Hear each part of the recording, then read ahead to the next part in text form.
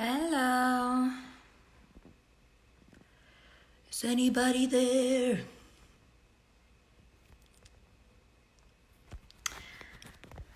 What's up, guys? Okay, I'm gonna just get your questions up and ready. I always feel so responsible when I want someone else's Instagram account. I'm like, what can I say? What can I do? But I'm just gonna start with being myself. I think that works. We're talking about creativity today, which is so much fun. Thank you, Entertainment Weekly, for having me. I've been, like everyone, just locked up and actually been, working on my skills as a songwriter and producer. I've been making some tracks and getting feedback from all the amazing producers I work with, just like what I can work on and what I can get better on, and it's a really fun challenge. I hope you're all holding up okay and that everyone is healthy and yeah. Someone just asked if I have been working on new music in quarantine. And yes, I have. I don't know. It's hard to know what anything is yet, if that makes sense. I feel like when I'm writing right now, it's like it's hard to get, where do you get the inspiration from? Every song can't be like, I'm home alone. So I feel like I'll probably be able to make some like really cool, interesting sounds and melodies, but I don't know how much lyric I can squeeze out of myself. I guess I could just watch a shit ton of movies and then figure out like what a good, just tell other people's stories. But all right, let me see. Got some really great questions from you guys. So let me just set you up. Sorry for being slow. This is quite early in the day. I've definitely swung the hours of the day around. I was making a really cool song yesterday, but it's in too early stages to play for you guys. Okay, here we go. So, Kyle Deleted on Twitter asked, is there a song of yours that you wish you could change some aspect, and what would you do to it and why? This is a dangerous game because you always feel that way. It's really hard to even say that a song is finished. You kind of like, because you go through all these different production ideas and little melody tweaks, and then you maybe like re-record it, and all of a sudden you don't get the same vibe like you did when you recorded it the first time. So I think I try not to look back too much and think like what I would have done differently. But I'm trying to think if there's one like obvious thing. I think in Imagine a Friend, which is a song from my album Ladywood, I had a moment of when I was singing imaginary friend, stay with me to the end now, keeping me dreaming, and I had one version that was like keep me believing, which I think I still haven't decided which one's better, but we stayed with keeping me dreaming. So yeah, that's one I think about sometimes. Now you got me there, damn you. Okay. Best way to deal with writer's block. Ghosting alone is asking me. Well, I think the best way is to, I don't know, it's a mix of like you need to take a break, kind of step away from it, and like have a moment where you just get it completely out of your head for a day or two. But then I think you kind of have to go back and attack it and like push yourself to sit with it, and maybe change it completely around. Like I have this, I have a song coming out in May, a new one, and we had this one line that we knew we needed to change, but then we had it in the demo for so long, it was really hard to kind of get it to like, oh, this is what it should be, you know. And so I tried to work on it for such a long time, so many days in a row, and I just couldn't crack it. And then I didn't even listen to it or touch it for a couple weeks. And then I sat down for another like 4 days, and then it finally like cracked. And that was from when I dared to kind of change some things that I thought were really significant around it. So that I like had to not only change the line, you might have to like kill some of your darlings. I don't know, it's a Swedish expression that we have, like some of your other favorite parts to really make it all better in the end. And you can always, it's that thing, like you can always try things because you can always go back. Like you know what you have, so you can always just, you know, change everything around just to see what else you get out of it before you decide, you know, where it'll end up. You can always go back to what you had. So I think that's a good little thing I've learned after doing this a lot. And Jade Sally, would you do a collab with Dua Lipa? Because I know you work together on Cool and are friends but weren't featured on each other's albums. I mean, of course. I really, really hope that I get to go back into the studio with Dua at, when we're all allowed back into the world again. I loved working with her. I mean, we obviously have a really good time together, so it's a yes for me. G of FWW, have you ever felt judged for singing about female sexuality? That's also going to be a yes for me. I think it was funny though, when I released Habits in 2014 and it kind of took off, it was definitely an attitude of like, you know, do you have to be so much? Why do you have to say all these things so like rude and like blunt? Like, can't you just kind of like be more subtle and just hint that you want sex, because, you know, you're a woman and it's really disturbing to hear you say these things out loud. So I think that was, but then again, I also got a lot of love for it. So I think I feel different about it now. I think a lot has changed just in the last, 5-6 years. So maybe not so much anymore, but I used to. Game on Parker. If you get an inspiration for a song, do you drop everything and run with it, or do you jot it down and come back later? That can really vary. I'd like to get the idea down like right away. Like if I'm in like my life as an artist versus like being just a songwriter obviously has changed a lot. Like when you're an artist, you have a lot of other things that take time out from the writing. So I feel like when I'm in, now you have this amount of time to write your new record, then I really am in just a zone of like, whenever I get an idea, you just follow it and do it and complete it.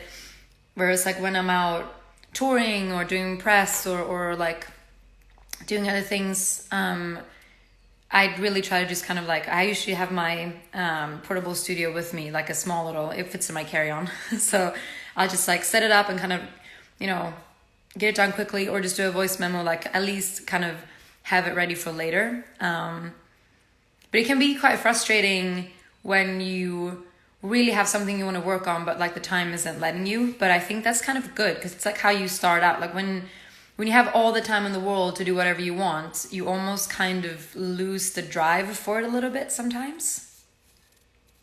Does that make sense to anybody? All right.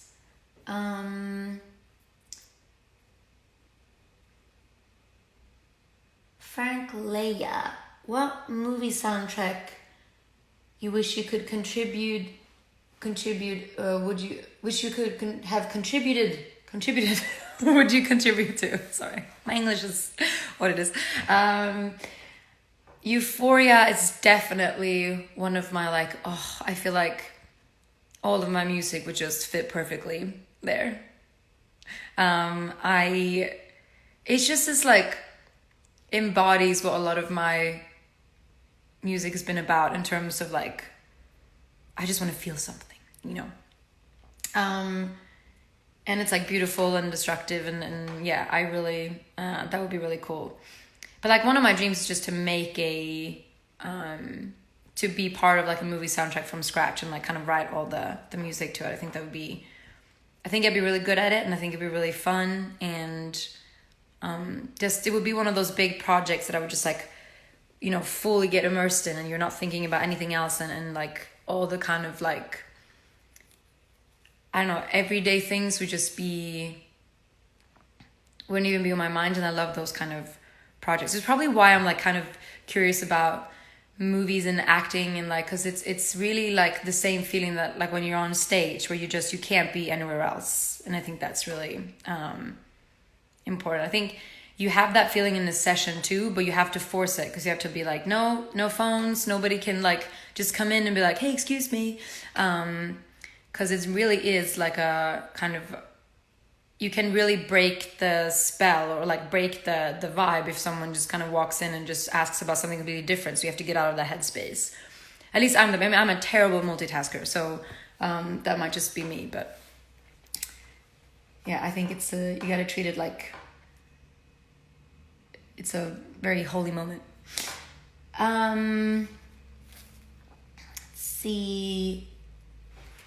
Lifeline Rep asked, when transitioning into a new headspace to write a new album like Blue Lips into Sunshine Kitty, what are some things that inspire you? By the way, I love you so much. Oh yay, I love you too. Well,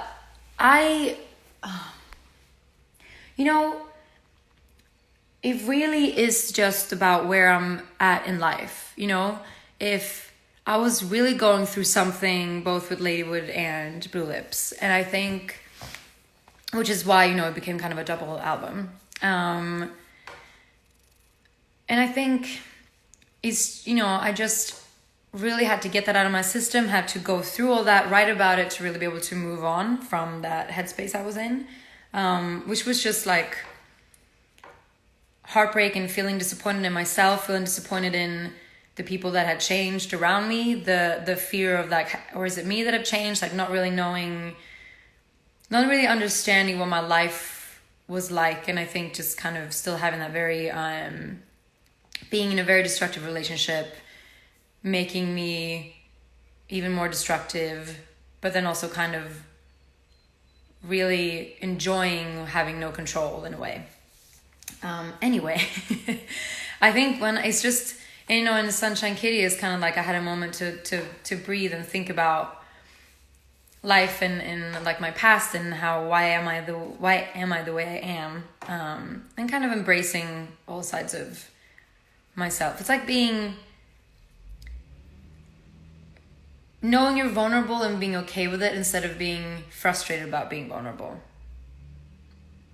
And I think that kind of is like sort of how I guess surrender to my writing, in a way that I write about what's going on in my life, and I'm hoping that it will resonate with some people around me, because I can't force something that isn't what I'm feeling.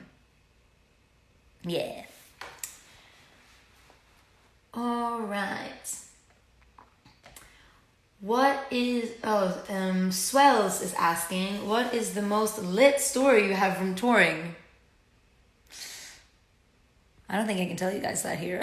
That's what everyone says. I don't know. There's a lot. There's a lot. I think probably I don't know. Just, you know, there's the first thing that flashed into my head is just me getting dragged off a rooftop wearing a bear costume and a tutu, because I have to fly to Canada in 1 hour to play a show that night.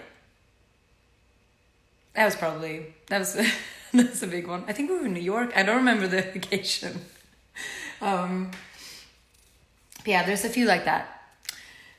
Debbie59, your songwriting process. Do you start with chord progressions and then lay a melody over them, lyrics first or music first? I think I need to know what I want to write about. Well, that's been the challenge for me now, actually, because I feel like I was so in tour mode, and I don't really have like I need to gather more inspiration, and which I get from travel and seeing people and just like, you know, having, I don't know, having a wild time in a lot of different ways, not just getting messed up. But I think I need to at least have like a feeling or an image or something that I, like a subject that I want to write about for it to really make sense to me. Like someone would play me some chords and be like, oh, I like that chord progression. Or like I'll come up with a chord progression that I like, and then I can start singing some melodies, but I kind of quickly need to know the subject or like the storyline for me to really click with it, click with the idea. Naya C22, where is your favorite place to tour? I mean, it's all over the world, but I've really had some magical times in Brazil and Argentina. Just been, I think it's because it was two of my dream destinations when I grew up in Sweden, and get to go there, and then people know you and give you so much love was really amazing. Shivering Nuts, favorite song on Sunshine Kitty. Wow. Well, maybe because right now I'm really feeling Mateo, because we just did a really sick lyric video to Mateo that's coming out soon. We shot some of the footage from tours, some of it is just from literally outside my house. And yeah, it just turned out really cool, and it gave the song new life for me. So right now it's Mateo. Dominique Nikki, are you going to make another short film with this album? Well, I fortunately have to say no, because, you know, times have changed. I didn't really have any plan to, because I feel like I did that. Yeah, I don't think, I mean, especially not now, but no, I won't.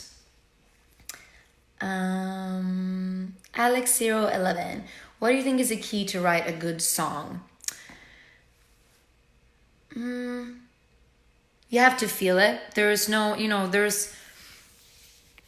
people talk about the like pop formula and everything, and I think like, sure, if you have a good idea that you think feels really good, but something just isn't quite right, then you can do that little checklist. Like, okay, does the chord melody start on the same note as the verse or the pre, and maybe that makes it feel like the chorus isn't lifting. Like those little kind of things you can kind of test if something feels wrong. But sometimes the whole song can be pretty much the melody can be pretty much the same notes all the way through, but it just feels right. So it's such a feeling based thing of like what like gives you goosebumps.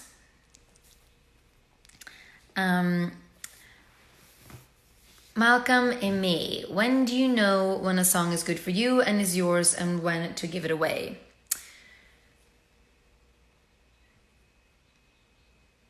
Same thing, feeling. I just talk about feelings, so clearly I'm a feeling-based person, but I think if it's someone else that's, telling their story, I think if it's just too personal for me, if it's a very specific personal experience for me, then I'll keep it. But I rarely go into a room. I know when I'm going into like, okay, this is for this person now, and then I want to connect with them and know what they want to say, and like you kind of work from what their angle is and their voice and everything. So it's pretty easy for me to know. I haven't had a situation yet where I've been like, oh, I shouldn't have given that away, because I never felt that it was my song. Yes, Nico gets, I'm feeling all the vibes. All right. Let's do a couple more. Here. BXTIANX. Sorry. What is the full story of 9th of October? Also, is it you won't save the night for me, or you all save the night for me? I'm guessing for my song, Hey You Got Drugs. The first option always made more sense. Actually, it's neither. It's you all saved that night for me. And it's, well, what should I start with? I'll start with the full story of 9th of October is that 9th of October is the day that I told this person who was in a very destructive relationship that we told each other we loved each other. And it kind of just spiraled into madness from there in a bad way. And so that's the 9th of October. I always remember no bad things that happened then. Honestly, you never thought you felt for me, but somehow you got pulled in. So it's like living so fast, making memories last till our hearts couldn't hold no more. Here you exploding, now I am imploding. Now how could we let this go? So it's just about, the destructiveness pulling us both in while ruining us at the same time. Love, man. Hey, you got drugs, or that line, you won't save that night for me, or you all save that night for me, is it's you all save that night for me, and it's about kind of not being able to slow down, because you just I was just in a period where I was going too hard and trying to just numb the sadness with drugs and other stupid things, and it was not coming from a place of like I'm trying to enhance this night. It was like I'm trying to numb whatever I'm feeling. So, and kind of how, wherever I go, I would just run into people who were saving, that one crazy night for when they were going to hang out with me, because they knew I would always go that far, and that will become very destructive very fast. So I think that's kind of the, we don't want to go home, better dance for us, you fuck, but oh, you're so fun. How you holding up? I don't know tomorrow if it come for us. But I promise tonight you can brag, but I promise for life you can brag about tonight. So it's like you can brag about this night that, we had this crazy night, but then I'll just go on to the next night with new people and do the same thing. So yeah, it was honest and sad one, but I'm not in the headspace anymore, so now it's just for fun. Okay, one more. I've been babbling for a while. Let's see. Oh, thank you. Beautiful, both in honesty and the vocal. Thanks. I just woke up, I gotta be honest, so my voice is a little, but it kind of sounds, it's nice when it's that little huskiness too. Okay, here, last question. I kind of touched on this before, but humor high life. Do you want to act like Mia Wallace from Pulp Fiction kind of character? #Baddest. I would love to play her.